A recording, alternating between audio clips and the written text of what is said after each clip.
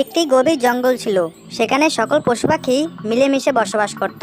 সেখানে কেউ কাউকে হত্যা করত না। সেই জঙ্গলের রাজা ছিল একটি বাঘ।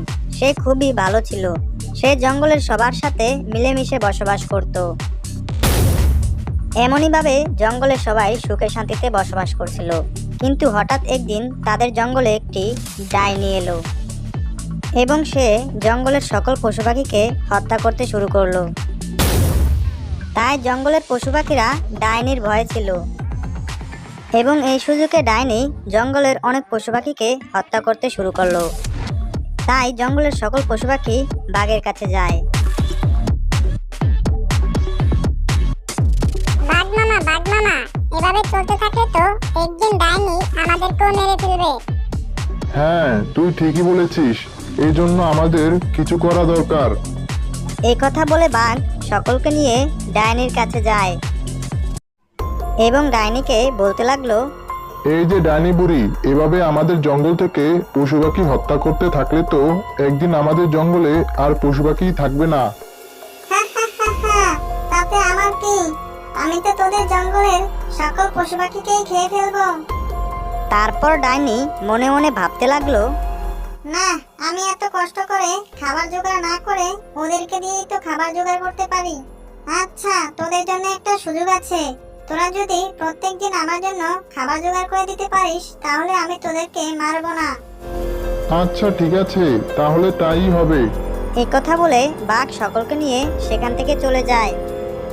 এরপর বাঘ সকলকে বলে দেয় যে কার কোন দিন ডাইনির জন্য খাবার জোগাড়ের পালা এবং প্রত্যেক দিন কেউ না কেউ ডাইনিকে খাবার জোগাড় করে দেয়। এভাবেই কিছুদিন চলে যায়। হঠাৎ একদিন জঙ্গলে দুটি শেয়াল আসে এবং তারা বাঘের কাছে গিয়ে সেই জঙ্গলে থাকার অনুমতি চায়।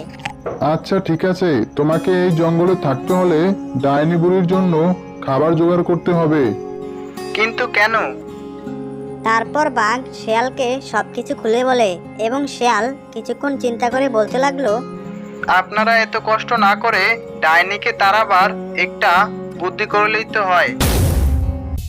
তারপর শেয়াল জঙ্গলের সকলকে বলল, আজকে কেউ ডাইনির জন্য খাবার নিয়ে যাবে না।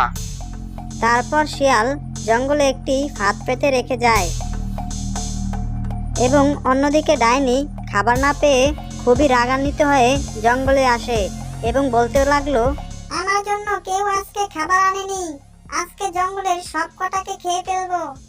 তারপর শিয়াল এসে বলতে লাগলো, আমরা আপনার জন্য খাবার নিয়ে যাচ্ছিলাম, কিন্তু একটি ভয়ঙ্কর ডাইনি আমাদের থেকে খাবারগুলো নিয়ে যায় এবং সে বলল যাতে আমরা আপনার জন্য খাবার না নিয়ে তার জন্য নিয়ে যাই। কি কে সেটা? দেখি ওর কত বড় সাহস। এরপর শিয়াল ডাইনিকে তার হাতে নিয়ে যায়। এরপর ডাইনি আয়নাতে তার প্রতিবিম্ব দেখে বলতে লাগলো, কি এটা তো খুবই ভয়ঙ্কর।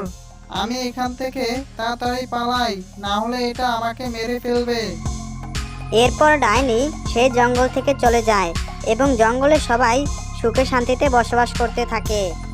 বন্ধুরা, এরকম মজার মজার কার্টুন পেতে আমাদের চ্যানেলটিকে সাবস্ক্রাইব করে রেখো।